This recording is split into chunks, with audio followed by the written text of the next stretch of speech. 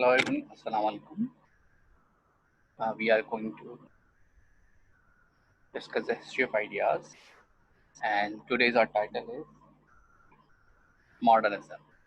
We are going to discuss the topic modernism, and modernism has divided into three segments: anthropocentrism, freedom, and rationality. Modernism वैसे तो 19th century का idea है philosophical theme में, और after the enlightenment जो भी contributor हैं, thinkers हैं, उनकी जो इंटेलेक्चुअल मूवमेंट्स है, they are said to be what modernism. और जो मॉडर्निज्म है उसके अंदर हमें रीजंस की बात नज़र आती है, रेशनैलिटी की नज़र आती है, कुछ उसके कैरेक्टरिस्टिक्स हैं, बड़े इंपॉर्टेंट कैरेक्टरिस्टिक्स हैं। उसमें दो कैरेक्टरिस्टिक्स आप अपने पास नोट डाउन कर लीजिए, एक एज ऑफ रीजन एंड एक age of revolution. Age of reason इस तरह से है कि यूज ऑफ माइंड, रेशनैलिटी, और revolution in the form of political social revolution की बात है, सोसाइटी को इम्प्रूव करना और बेहतर करना। इसलिए हमने मॉडर्निज्म को इस तरह से तीन हिस्सों में डिवाइड कर दिया। एंथ्रोपोसेंट्रिज्म, इसके मायने होते हैं मैन सेंटर्ड। मॉडर्निज्म का जो सब्जेक्ट मैटर था वो था ह्यूमन।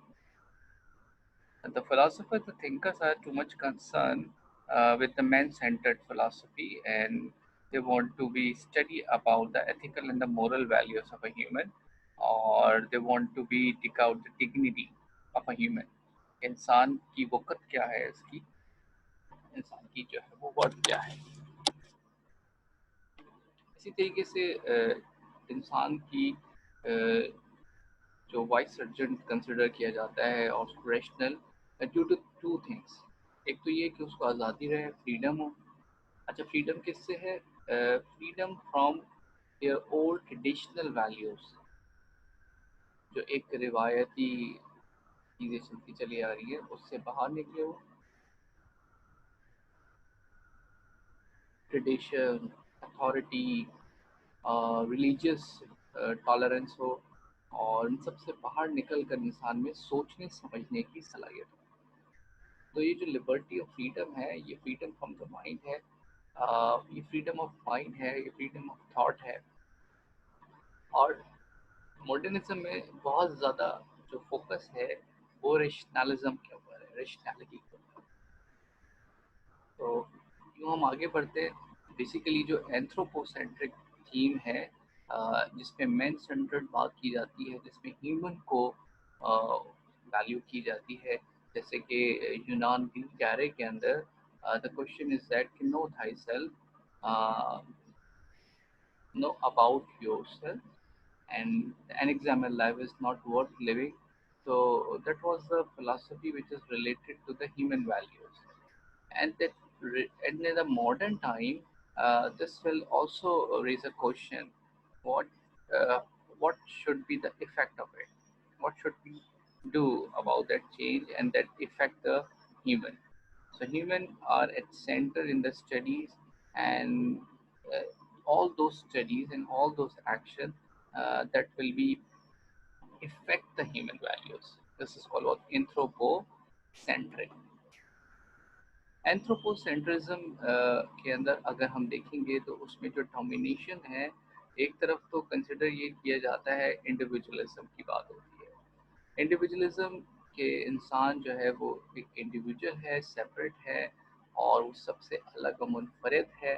और दूसरी पोजीशन ये है कि हम कलेक्टिविज्म की तरफ बात कर रहे हैं कि हम सब उसी का एक हिस्सा है और सब उसका एक पार्ट है। तो इंट्रोपोसेंटरिज्म में एक तरफ इंडिविजुअलिज्म है तो दूसरी तरफ कलेक्टिविज्म है। ये दो अपोजिट डिबेट हमें नजर आती है। हम जरा डिफाइन करते हैं अब एंथ्रोपोसेंट्रिज्म को एकेडमिकली। जैसे कि कहा मैंने आपको कि एंथ्रोपोसेंट्रिज्म पॉइंट ऑफ व्यू है, ह्यूमन पर्सपेक्टिव है, और बेसिकली ये दुनिया को इस जाविये से देखना है जिसमें इंसान को डिग्निटी दी जाए, उसको वैल्यू दी जाए। ह्यूमन जो है वो इस यूनिवर्स का, इस अर्थ का सबसे सेंटर प्लेस है, और डोमिनेट स्पीशीज़ है, सुपीरियर वन है। और यही इंसान है जो चांद के राज भी और फल्कियात तक और ग्रेविटेशनल फोर्स तक पहुंच चुका है, और उसने ही क्वांटम फिजिक्स और बहुत सारी दुनिया में इजादात का सिलसिला जारी रखा है अपनी अक्ल की बुनियाद पर। और इंसान जो है वो खुदा का नाइब है, खुदा का वाइस है। तो ह्यूमन जो है वो उसकी प्राइमरी फंक्शंस क्या हैं, और एक इंसान इंसानियत के दर्जे पे कब आता है, जब वो अपनी मोरल स्टैंडिंग रखता है, ये सारी कंसर्न जो है ये ह्यूमन वैल्यूज़ के।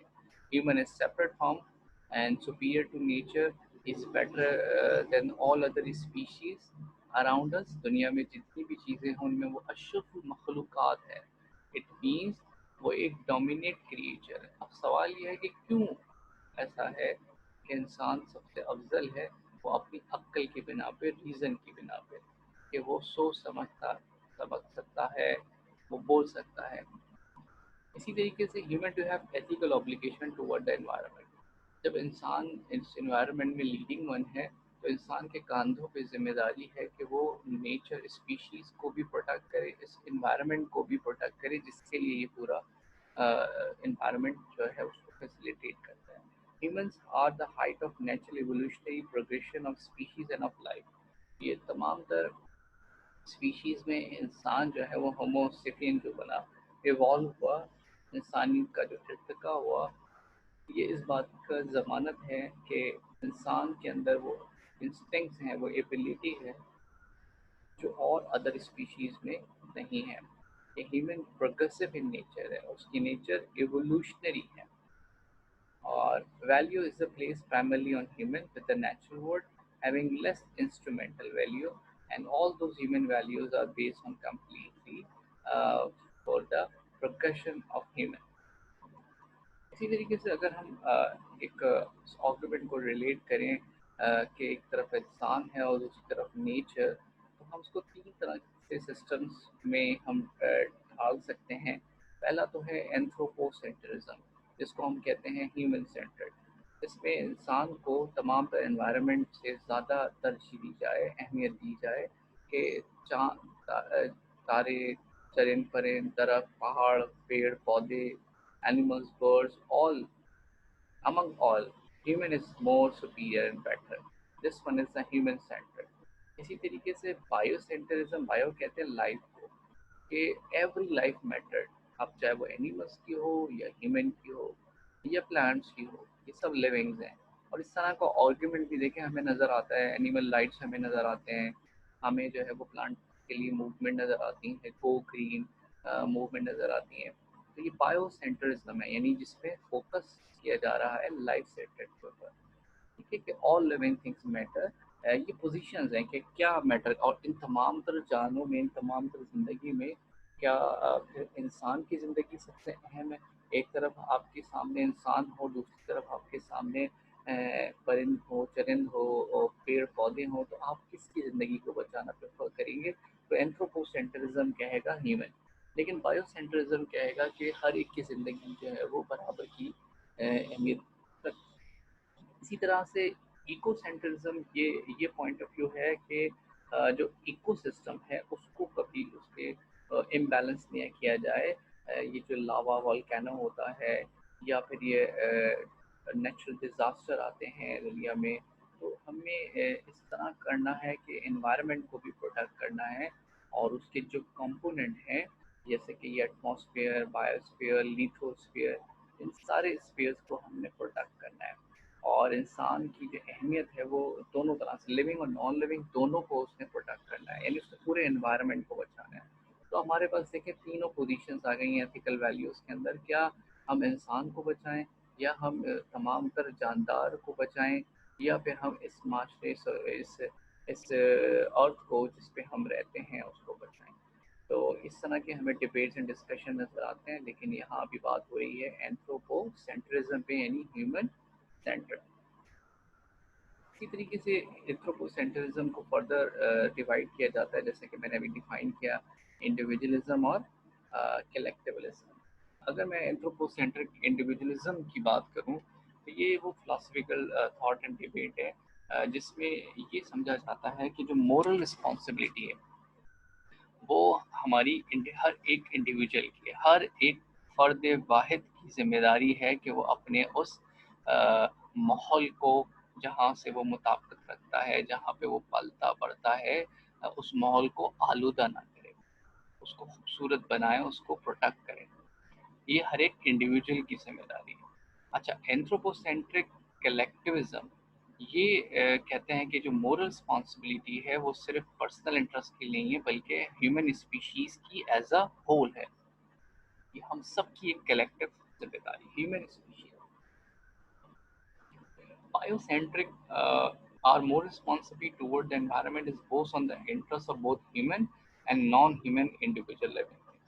हमें सिर्फ ना सिर्फ जानदार बल्कि बेजान चीज़ों की भी जिंदगी, जो नॉन लिविंग थिंग्स हैं, नॉन ह्यूमन लिविंग थिंग्स हैं, जैसे कि मैंने अभी आपको बताया कि इंसेक्ट हो गए, आपके पास एलिफेंट्स हैं, पैंडास हैं, इस तरह से हम डॉल्फिन हैं, वेल्स हैं, ये भी इन स्पीशीज को लेके आपने देखा होगा मूवमेंट है। तो हमें दोनों को इंडिविजुअल हर एक शख्स की फर्द वाहिद की जिम्मेदारी है कि वो कोई एक ऐसा एक्शन ना करे जिससे वो किसी जानदार को नुकसान पहुंचाए। अब वो जानदार में जानवर भी शामिल हैं, चरिंद परिंद भी शामिल हैं। इसी तरीके से बायोसेंट्रिक कलेक्टिविज्म ये कहता है कि एनवायरनमेंट को प्रोटेक्ट करना जो है वो both human and non human दोनों की जिम्मेदारी और एज अ होल। तो आपने देखा ये इस तरह से हमारे सामने ये डिबेट्स आते हैं कि ये जो मोरल रिस्पॉन्सिबिलिटी है वो क्या इंडिविजुअल के कांधों पर है या फिर कलेक्टिव। इसी तरीके से अगर मैं इंडिविजुअलिज्म को और डबल क्लिक करूं, तो इंडिविजुअलिज्म में हम कंसिडर ये करते हैं कि humans are consider superior to animals, और इसमें कोई शक नहीं है कि why because of reason, and why rationality because we have an ability to think, we have an ability to speak, we have an ability to plan and organise the project. ठीक है, जैसे कि आपने देखा होगा जंगल बुक में the legend of Tarzan में जो ह्यूमन है वो तमाम तर जानदारों में डोमिनेट कर रहा है और उनको रूल करता है। क्यों कर रहा है? वो अपने माइंड का इस्तेमाल करता है। तो ह्यूमैनिटी जो है, इंसानियत क्या है, वो खुदा ने इंसान को एक डिप्टी बनाया है कि वो केयर करे इस वर्ल्ड की। ठीक है, वो उसका वाइस सर्जन है। इसी तरीके से जब हम टूरिज्म की तरफ जाते हैं तो हमें टूरिज्म करते वक्त ख्याल रखना चाहिए कि जो हम मरीन लाइफ है, हमारी जो वाइल्ड लाइफ है और जो हमारे अराउंड नेचर है, उसको हम डैमेज ना करें। ठीक है, इकोनॉमिक वैल्यू बेशक सही है, बिजनेस के लिए बहुत अच्छा है, लेकिन साथ साथ हमें इसको प्रोटेक्ट भी करना चाहिए। ये हमारी एथिकल वैल्यूज़ है। इसी तरीके से हमने देखा है कि ये जो बड़े बड़े साइंटिस्ट हैं, साइकोलॉजिस्ट हो गए, सोशियोलॉजिस्ट हो गए, और इस तरह के बहुत सारे बायोलॉजिस्ट, ये केमिस्ट्री में लैब टेस्ट करते हैं, एक्सपेरिमेंट करते हैं, और उसमें वो मुख्तलिफ जानवरों का इस्तेमाल करते हैं, उनको नुकसान पहुँचाते हैं। तो ये अनएथिकल है। बिल्कुल इसी तरीके से माइंस करते हैं, डेटा माइंस करते हैं और ड्रिग करते हैं और नुकसान पहुँचाते हैं नेचर को फैक्ट्री के ज़रिए या ऐसे एक्सपेरिमेंट के ज़रिए। तो ये बहुत ये जिम्मेदारी बनती है कि हम उसको प्रोटेक्ट करें और रिक्रिएशनल वैल्यूज़ जो हैं वो बढ़ाई जाए, जैसे हाइकिंग, बाइकिंग, कैंपिंग, ड्रिफ्टर्स। ये एक्टिविटीज़ से हमें नेचर लवर बनते हैं और हम नेचर को प्रोटेक्ट करना और केयर करना भी जानते हैं, और इंसान अपने आप को नेचर के अकॉर्डिंगली ज़िंदा रहना, सर्वाइव करना चाहता है। देखिए आज के ज़माने में ज़रा सा हम बीमार पड़ते हैं तो हम एक दवाइयों का अंबार लगा लेते हैं। हालांकि वो जो दवा है वो वेजिटेशंस और हर्ब्स यानी जड़ी बूटियां, नबातात से ही मिलकर बन रही हैं, लेकिन हमें उसके इस्तेमाल और उसकी मिकदार का हमें शायद नहीं पता। जितने भी ये केमिस्ट फार्मूलाएँ हैं, ये सब नेचुरल चीज़ों को ही लेके बनाई जाती हैं और हमारी बॉडी को इक्विलिब्रियम कर दिया जाता है। तो इस पॉइंट से मैं आपको ये पॉइंट बताना चाहता हूँ कि अगर हमें नेचर के साथ रहना आ जाए तो हम ज़िंदगी को और अच्छा और बेहतर बना सकते हैं और खूबसूरत बना सकते हैं। Aesthetic value for all visitors, nature जो है, स्पिरिचुअल वैल्यू हमें नेचर देती है इस तरह, और हमें एक हेरिटेज मिलता है। इकोलॉजिकल वैल्यू जो है वो clean air, clean water, clean environment, और इससे हमारी सेहत और दीगर जानदार भी इस तरह जिंदा रहते हैं कि माहौल, पानी देखें अगर आलूदा होगा तो उसमें से जो मरीन लाइफ है वो ख़त्म हो जाएगी। बहुत सारे प्लेस होते हैं वहाँ, जब हम तो पिकनिक पॉइंट बना लेते हैं उसको, तो वो लाइफ वहाँ पे ख़राब होना शुरू हो जाती है, ज़िंदगी उनकी कम होना शुरू हो जाती है, क्योंकि वहाँ पे रैपर वेस्टेज, गार्बेज करना शुरू कर देते हैं। तो ये हिस्टोरिकल वैल्यूज़ हैं हिस्टोरियन और आर्कियोलॉजिस्ट की, कि वो अपनी एथिकल वैल्यूज़ एंड नॉर्म्स को देखते हुए जो है वो सर्वाइव करते हैं। ये जो अप्रोच है, मार्क्स ने इसको इस तरह से कहा है कि the earth is not the product of labour and has no value, production ahead of environmental control, environmental control पे बात की, be very hopeful about our human conquests over the nature, for each such victory nature manage to take her revenge. ठीक है, अगर आप nature के साथ गलत करेंगे तो नेचर आपको के साथ रिवेंज लेगी। It is forbidden to destroy non commercial wild animal if they don't harm the economy of public health. ये नहीं कि हम बेवजह उनको खत्म कर दें, उनका भी कोई ना कोई एक मकसद है। लेकिन last man situation, every form of life is unique regardless of its worth to man. हर एक लाइफ जो है वो इम्पोर्टेंट है। कलेक्टिविज्म कहता है कि it is wrong to damage the environment through the pollution और habitat destruction because of the harm and this to our species which is beyond the harm, that is to individual human rights now, and we are responsible for environmental crisis arranging from global warming, ozone depletion, water scarcity. These are the outcomes जिससे हमें पता लग रहा है कि environment हमारा कितना polluted and damage हो चुका है। So what should we do? What we do?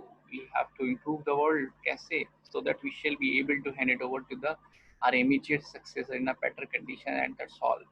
ये है इंसान की जिम्मेदारी कि वो जब चाहे तो वो कौन सी दुनिया, कौन सी कायनात, कौन सी अर्थ हैंड ओवर करके जा रहा है कि हमारे नहीं तो अगले आने वालों के लिए ये दुनिया जो है वो रहने के लिए बेहतर जगह हो।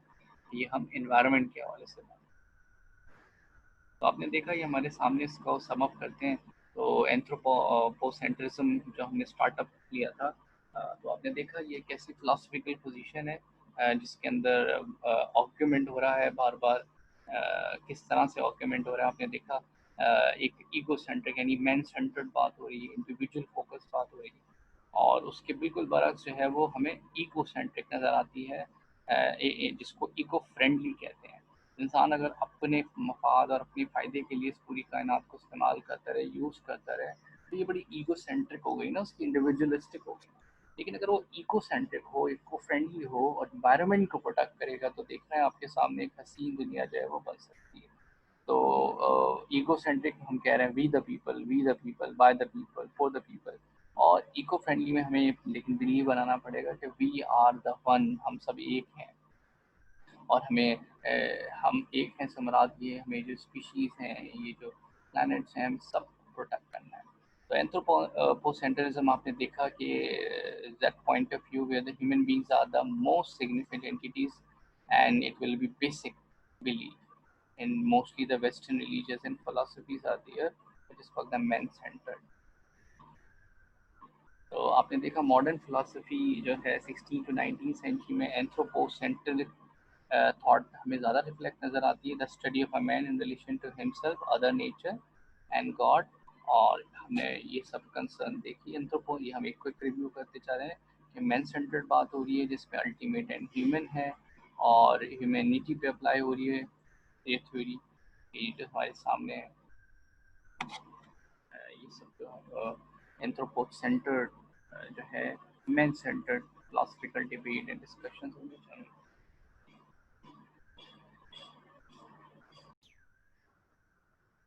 और यूँ इस तरह से हमने जो है वो मॉडर्निज्म को अगर हम सम अप करें, तो मॉडर्निज्म में एंथ्रोपोसेंट्रिज्म, फ्रीडम एंड रैशनैलिटी, यानी जो हमारी मॉडर्निटी है वो बेस करती है मैन सेंटर्ड फिलोसफी पे। और why the man is considered to be a dominant one because of his rationality. And what does it mean? Rationality means the ability to think, ability to take actions. So, person, a man should be rational one. This one is anthropocentric. Anthropocentric, man-centered, where man is too much concerned, is the dominating one. Uh, in modernism, there is a freedom and the modernism, freedom and the human and the rationality.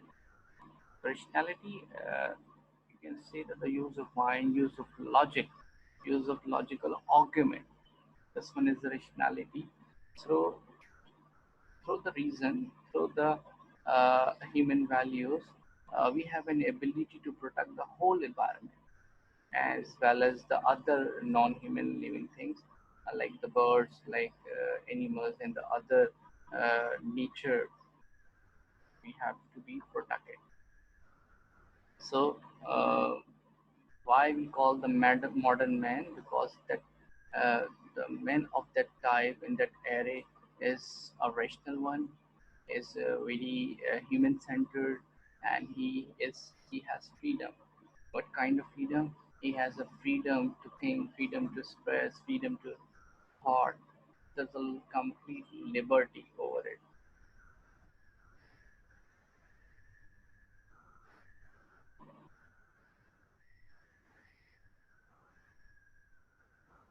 देखा आप किस तरह से anthropocentrism में हमने individualism की बात करें और साथ साथ हम कलेक्टिविज्म, हमने दोनों पोजीशन आपके सामने रखी है। इंडिविजुअलिज्म में मॉरल रिस्पॉन्सिबिलिटी एक शख्स के कांधों पर है, और कलेक्टिविज्म में एज अ होल